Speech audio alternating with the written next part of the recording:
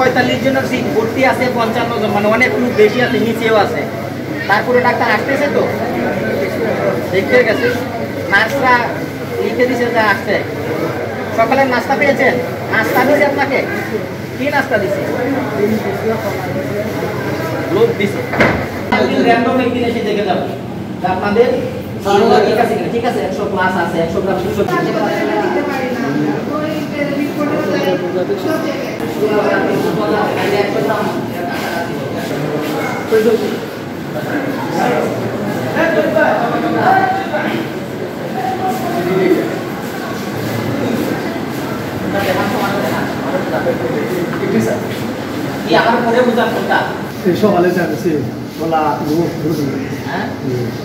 পাউরুটি কত গ্রাম?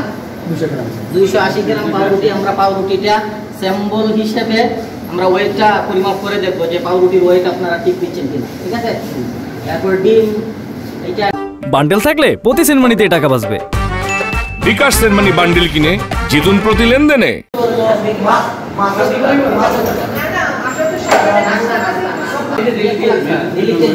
আলমের কাগজ একটা লাগাই দিলে সমস্যা নাই,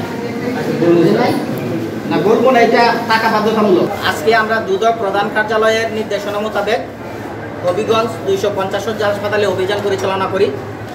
অভিযানে মূল অভিযোগ ছিল অব্যবস্থাপনা। হাসপাতালের বিভিন্ন বিভাগে সঠিক ব্যবস্থাপনা হচ্ছে না এবং হাসপাতালে পরিষ্কার পরিচ্ছন্নতার বিষয়টা খুব উল্লেখযোগ্য ছিল।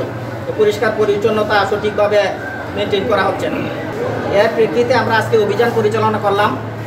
অভিযানে যেটা দেখলাম, এটা মূলত হচ্ছে 250 শয্যার একটা হাসপাতাল।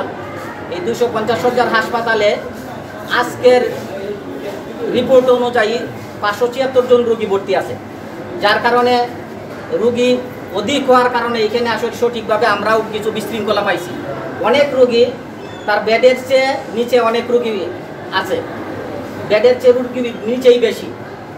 সেই ক্ষেত্রে দেখা যাচ্ছে রোগী বেশি হওয়ার কারণে ওনাদের বাথরুম বা ওয়াশরুম যেগুলো আছে পরিষ্কার পরিচ্ছন্ন সঠিকভাবে নাই। তবে আজকে একটু মোটামুটি ভালো দেখলাম। এরকম হইতে পারে ওনারা আগে থেকেই প্রিপেয়ার্ড ছিল, বিষয়টা এমন হয়ে যেতে পারে যে পরিষ্কার পরিচ্ছন্নের বিষয়ে আমরা আজকে নির্দেশনা দিয়ে গেছি। তত্ত্বাবধায়ক মহোদয় আমাদেরকে আশ্বস্ত করছেন যে পরিষ্কার পরিচ্ছন্ন যারা রোটেশন অনুযায়ী ডিউটি পালন করে 3 বার ওনারা সকাল বিকাল দুপুর 3 বার ওনারা রোটেশন অনুযায়ী আজকে থেকে পরিষ্কার পরিচ্ছন্ন রাখবেন এবং আমরা এই বিষয়ে পরবর্তীতে তদারকি বজায় রাখবো।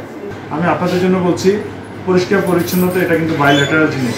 আমরা শুধু পরিষ্কার করবো আর যারা ব্যবহারকারী সেবা গ্রহণকারী তারাও পরিষ্কার থাকবেন না। আমি যখন ওয়াশরুমে যাই আমার পরবর্তী মানুষ যেন ওয়াশরুমে যাইতে পারে সেই ব্যবস্থা করে আসতে হবে। জানি আমাদের সক্ষমতার বাইরেও অনেক বেশি লোক থাকে। এই যে আমাদের নতুন বিল্ডিং, আমাদের স্কেনোটা ছিল, পানের পিক ফেলে আউটডোরে বসে দেখি বাদাম খায়, বাচ্চাকে নিয়ে চিপসের প্যাকেট খায়, এগুলো কিন্তু নিজেরা ফেলে। সবাইকে একটু সচেতন হতে হবে, সবাইকে একটু আন্তরিক হতে হবে। হাসপাতাল আমার আপনার সবার, এখানে আমরা অসুস্থ মানুষের সেবা নেই। যদি আমরা সেবা নিতে এসে যদি আমরা অসুস্থ হই সেটা খুবই দুঃখের। তো আমার মনে হয় এটার ব্যাপারে হাসপাতাল কর্তৃপক্ষ কাজ করবে, প্লাস যারা সেবা নিতে আসবেন ওনারা যেন একটু দায়িত্বশীল আচরণ করেন, একটু দায়িত্বশীলতা পরিচয় দেন, আমরা সেটা আশা করি।